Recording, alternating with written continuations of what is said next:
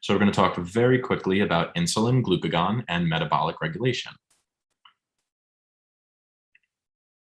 Okay, so insulin is a peptide. I'm sure we're all familiar with it at this point. It's a peptide hormone created by the beta cells of the pancreas. So the beta cells are found in clusters of specialized cells known as the islets of Langerhans. There are actually 3 types of specialized cells. We're going to talk about 2 of them. And I would argue that they are the 2 more important ones to know for the MCAT.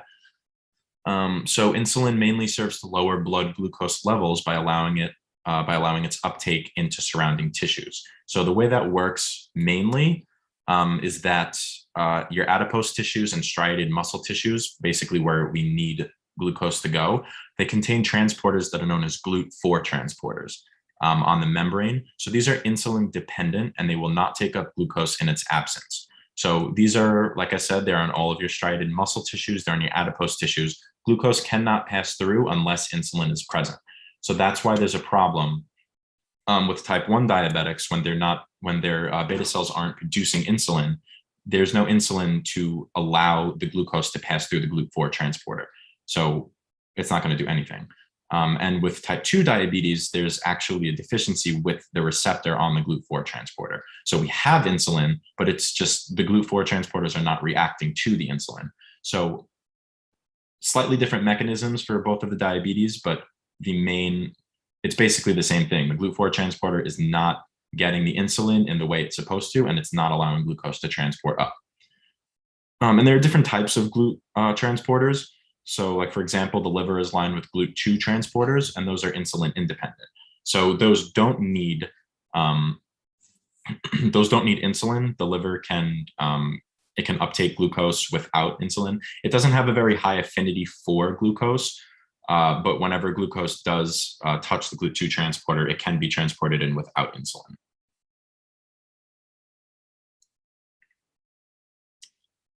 So the release of insulin also has metabolic regulatory effects. It doesn't just allow glucose to uptake into cells, it also affects our metabolic processes. So it increases fat synthesis, it decreases lipolysis, it's going to increase glycogenesis, it's going to decrease glycogenolysis, and it's going to decrease gluconeogenesis. So to summarize, insulin basically increases anabolic activity in the body and decreases catabolic activity, which makes sense. So you know that after you eat a big meal, your insulin levels are going to spike. So insulin levels spike when we are well fed, when we have access to adequate energy. So when we have a bunch of energy coming into our bodies, your body's going to release that insulin, and it's going to start these anabolic processes because it wants to conserve energy. We have all this energy over here, so we don't really need to be we don't really need any catabolic activity. We don't need to be breaking down glycogen. We don't need to be producing glucose because we have all of it. So what do? We want to store it. So when insulin is released, it's anabolic. Anything that is anabolic is going to upregulate, and anything that is catabolic is going to downregulate. And then just again, quickly to summarize, type 1 diabetes mellitus occurs when an individual's pancreas cannot produce a sufficient amount of insulin. And type 2 diabetes mellitus occurs when an individual's cells do not respond to the insulin produced. Specifically when the glucose transporters, the receptors over there, do not respond to the insulin produced. And this picture over here, the pancreatic islets, also known as the islets of Langerhans. We have beta cells over here, and then there are alpha cells and delta cells as well. Okay, and then really quickly, we have glucagon as well. It works with insulin mainly to balance our blood sugar. So we know that when blood sugar is high, our pancreas releases insulin. When our blood sugar is really low, we have the alpha cells and islets of Langerhans in our pancreas, and they secrete glucagon. So when glucagon is released, it's going to increase glycogenolysis, it's going to increase glycolysis, it's going to increase gluconeogenesis, and it's going to increase ketogenesis as well, because it's actually the opposite of insulin. So insulin is going to upregulate all of our anabolic processes, and glucagon is going to upregulate all of our catabolic processes. Because if we are in a starvation period, if we haven't had a lot of food, we really shouldn't be doing anything anabolic. We shouldn't be taking energy and putting it into storage. We need energy to survive, so we have to start mobilizing those energy stores. So that's what glucagon does. It increases anything that is going to help us mobilize these energy stores. So like glycogenolysis we're cutting off glycogen and we're making glucose. In glycolysis, we're taking the glucose that we just took from glycogenolysis and we're making ATP out of it because we're trying to get that energy. Gluconeogenesis, same thing. We're trying to come up with some glucose so that we can put it into glycolysis. And ketogenesis is just another pathway that we're trying to upregulate our acetyl-CoA production.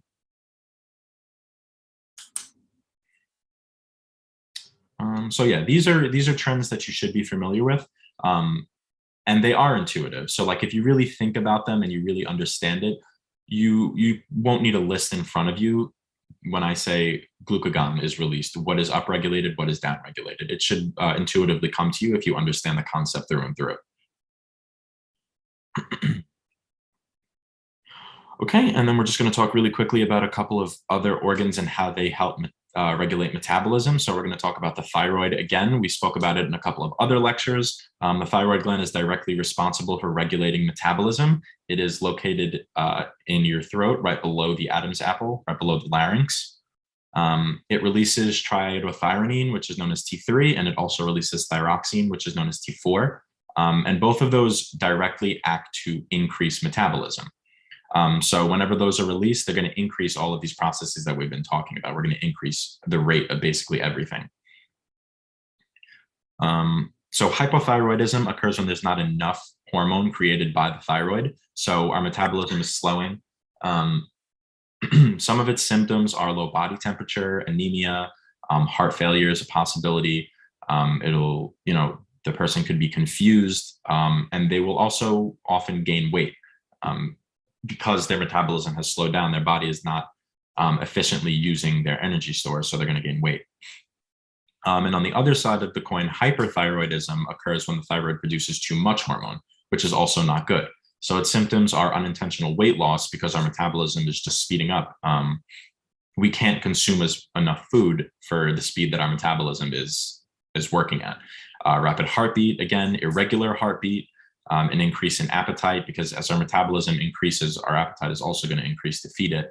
We could start sweating. A lot of these sympathetic responses are going to be pretty common with hyperthyroidism, and also fatigue. The same thing with confusion. When you're on either end of the spectrum, psychologically, you're not going to feel very well. Mentally, you're not going to feel well because it is a hormonal imbalance.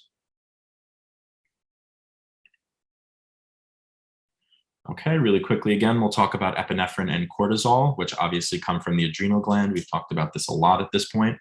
So epinephrine, also known as adrenaline, is released by the adrenal medulla, and it's usually released as an activator for the sympathetic nervous system. So remember that fight or flight. Whenever we are exposed to a stressor, maybe our sympathetic nervous system is going to activate, epinephrine is going to be released, and that's going to act on a bunch of different tissues in our body, and it's going to start all of these sympathetic responses. It also regulates metabolism. So when it's released, it's going to increase blood glucose levels, and it's going to supply the brain with energy during the sympathetic response. So it makes sense that part of the sympathetic response would be to mobilize all of our energy stores, because if we're in a specific situation that we need that fight or flight response to happen, we need to make sure that all of our energy is available as soon as possible. So sometimes you hear these feats. They're probably usually pretty exaggerated about, like, a mother lifting a car off her child, or these superhuman strength, or like these super speed. I think a lot of the reports are exaggerated, but it's because of the epinephrine. So we're mobilizing all of these stores super quickly. So you're going to have a lot of energy to expend in a really short period of time. So that's where that comes from. Okay, and then cortisol is also known as the stress hormone, and it's also released in that sort of situation when we're exposed to stressors. And it's released by the adrenal cortex. The cortex, remember, is the outer part of any organ. The medulla is the inside. So it's going to be in response to external stressors, and it can also increase fat and carbohydrate catabolism. So we're breaking down, again, same thing. We're trying to mobilize those energy stores. It's also going to increase gluconeogenesis, so we have more glucose for us to break down. So all of these conceptually really do make sense. They're not confusing. It's just the nitty gritty and the little steps that are sort of confusing. But like big picture wise, if you really understand it, then you're in a good place. It's just the memorization that is a little bit difficult. Nice. We had a pretty even spread. So 20% said A, 20% said B, 40% said C, and 20% said D, which is interesting. So the correct answer is in fact C. So let's go over it.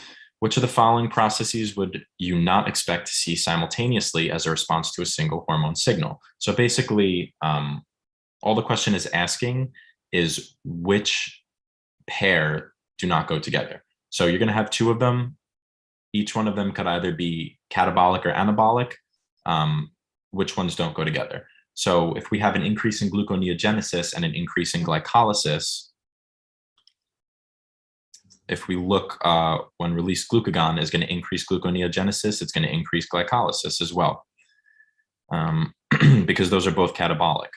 So if we look at B, an increase in glycogenolysis and an increase in ketogenesis, again, increase in glycogenolysis over there, increase in ketogenesis, because it's a catabolic pathway. We're trying to break down all of our stores and we're trying to mobilize that energy. Decrease, I'm going to skip over to D, a decrease in gluconeogenesis and a decrease in glycogenolysis. Same thing.